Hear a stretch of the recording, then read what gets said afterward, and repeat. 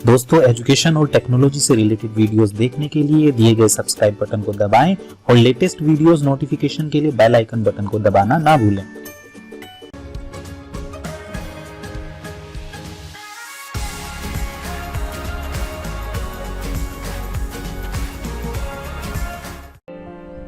दोस्तों नमस्कार, take master education channel में आपका स्वागत है। आज हम लोग इस क्लास के अंदर जो कंसेप्ट डिस्कस करने वाले हैं वो है हमारा सी प्रोग्रामिंग लैंग्वेज के फीचर्स हम आपसे डिस्कस करेंगे। और फीचर डिस्कस करने से पहले मैं उन लोगों से रिक्वेस्ट करना चाहूँगा जो हमारे चैनल पर नए जुड़े हैं और उन्हें अच्छा लग रहा है।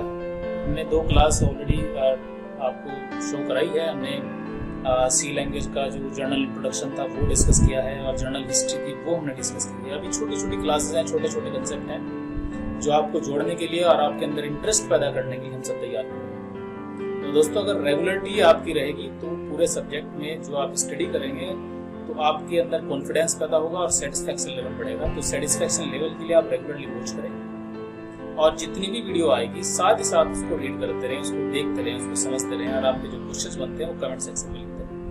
ये जो कुछ मैं आपसे डिस्कस कर रहा हूँ ये हमारी क्लास का हिस्सा नहीं है।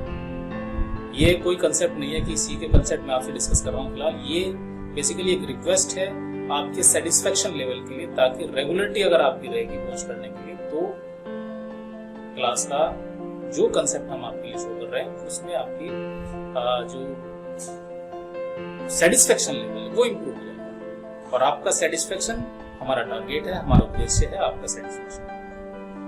तो दोस्तों, मैं आगे बढ़ता हूँ अपनी क्लास के अंदर। जो हमारा आज का जो कंसेप्ट है वो मैं आपको बता चुका हूँ, वो है हमारे सी लैंग्वेज के जो फीचर्स है वो मैं आपसे डिस्कस करता हूँ। फीचर्स में अगर हम देखें, सबसे पहले सी का अपना जो कोडिंग करने का जो स्टाइल होता है सी के अंदर वो काफी सिंपल वे में होता है। जैसे सिंपल प्रोग्रामिंग लैंग्वेज अगर कोडिंग वाइज अगर देखें तो सिंपलिसिटी इसके अंदर होती है। लेकिन आजकल की जो ट्रेंड की जो लैंग्वेज है, जो हाई लेवल लैंग्वेज ऑलरेडी आप स्टडी किए करते हैं, जिसके अंदर कोडिंग करते हैं, तो उसके अकॉर्डिंग है थोड़ी टफ।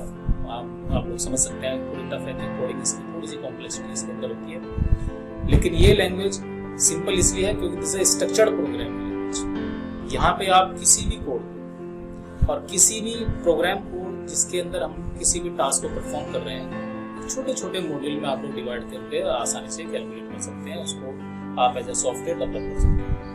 तो सिंपलिसिटी और स्ट्रक्चर्ड प्रोग्रामिंग, ये 2 फीचर मैंने आपसे डिस्कस किया। इसके बाद मैं थर्ड फीचर आपसे डिस्कस करता हूँ और वो थर्ड फीचर क्या है, वो है machine independent. It's a most important feature.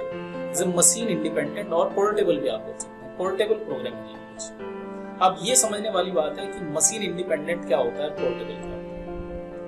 आप इस लैंग्वेज को आसानी से किसी भी प्रोग्रामिंग करने के लिए, इस लैंग्वेज में प्रोग्रामिंग करने के लिए किसी भी मशीन के ऊपर आप इसको इंस्टॉल करके आसानी से अपने प्रोग्राम को एग्जीक्यूट कर सकते हैं। कुछ माइनर चेंजेस आपको करने पड़ सकते हैं, ज्यादा हैवी चेंजेस की आपको रिक्वायरमेंट नहीं होगी, तो इसलिए हम लोग इसको पोर्टेबल प्रोग्रामिंग लैंग्वेज के नाम से जानते हैं। तो ये एक इम्पोर्टेंट फीचर होता है क्योंकि अगर कोई नया प्लेटफॉर्म आपको मिलता है, आप लोग नई मशीन के ऊपर डालते हैं और आपकी प्रोग्रामिंग लैंग्वेज एग्जीक्यूट ना हो पाए तो हमारे टास्क परफॉर्म नहीं होंगे, हमारे जो उद्देश्य है, जो हमारा पर्पज है वो पूरा नहीं हो पाएगा। तो ये एक अच्छा फीचर माना जाता है किसी भी प्रोग्रामिंग लैंग्वेज का। इसके बाद थोड़ा सा हम लोग और आगे बढ़ते हैं और दोस्तों वो है हमारा मिडिल लेवल प्रोग्रामिंग लैंग्वेज, जिसको हम लोग मिडिल लेवल प्रोग्रामिंग लैंग्वेज के नाम से जानते हैं। लेकिन जब शुरुआती दौर था जिस वक्त ये लॉन्च हुई तो as a low level programming language जो है लॉन्च किया गया था इसमें, क्योंकि C programming language generally used to develop the compilers and colonel's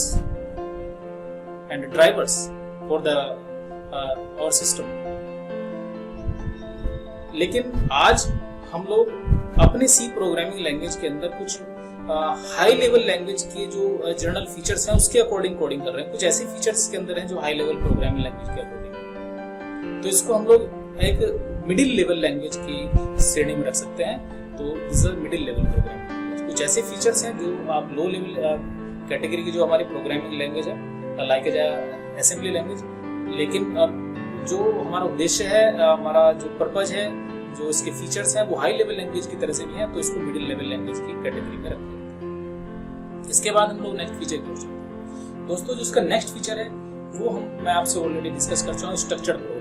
language, ये मैं आपको फर्स्ट पॉइंट के ऊपर भी मैंने इसको डिस्कस किया। इसके बाद थोड़ा सा हम लोग आगे बढ़ते हैं। इसकी जो लाइब्रेरी है बेसिकली, इसकी जो लाइब्रेरी है उस लाइब्रेरी को हम आपसे डिस्कस ना करें तो ये हमारा एक अधूरा कंसेप्ट रह जाएगा। तो इसकी अपनी खुद की रिच लाइब्रेरी, और लाइब्रेरी किस तरीके है? लाइब्रेरी बेसिकली इसके खुद के अपने काफी हैवी फंक्शंस हैं। कुछ ऐसे फंक्शंस हैं जो कि किसी भी प्रोग्रामर या किसी भी सॉफ्टवेयर इंजीनियर जो सॉफ्टवेयर डेवलप कर रहा है उसको जो है प्रीडिफाइंड फंक्शंस प्रोवाइड कराता है ताकि अपने टास्क को आसानी से परफॉर्म किया जा सके। तो प्रोग्रामिंग को आसान बनाने के लिए लाइब्रेरी फंक्शन प्रोवाइड कराती है हमारी सी प्रोग्रामिंग लैंग्वेज। तो यहाँ पर भी कोडिंग को आसान बनाने के लिए पूरी हेल्प करेगी आपकी ये लैंग्वेज।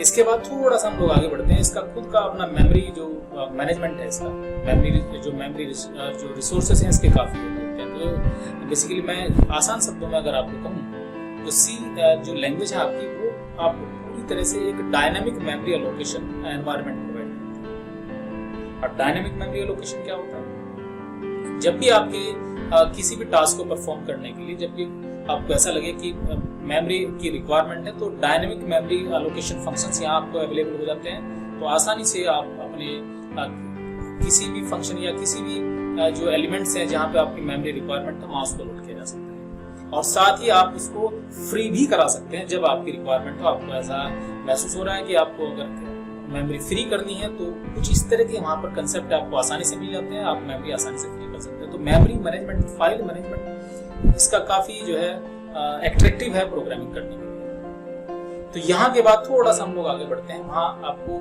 अगर हम लोग नेक्स्ट और फीचर के बारे में बात करें तो यहाँ पर एक आपको एक स्पेशल फीचर मिलता है, वो होता है पॉइंटर कंसेप्ट्स।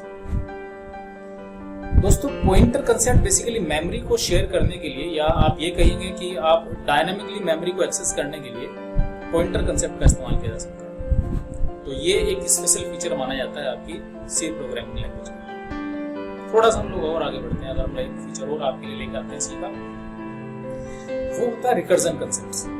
एक रिकर्जन कंसेप्ट को सपोर्टेबल प्रोग्रामिंग लैंग्वेज है।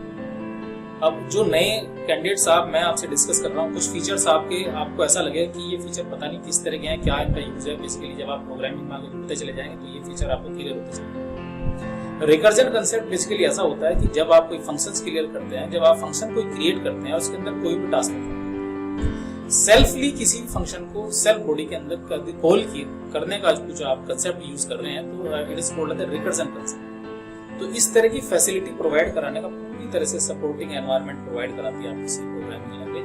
तो रिकर्जन कंसेप्ट को सपोर्टेबल आपकी ये लैंग्वेज है। इसके बाद मैं आपसे एक फीचर और आपसे डिस्कस करूंगा और वो फीचर है आपका एक्सटेंसिबल। एक्सटेंसिबल फीचर ये कहलाता है कि आप अपनी सी प्रोग्रामिंग लैंग्वेज के अंदर आसानी से नए फीचर्स को इंक्लूड कर सकते हैं, नए फीचर को आसानी से अडॉप्ट कर सकते हैं।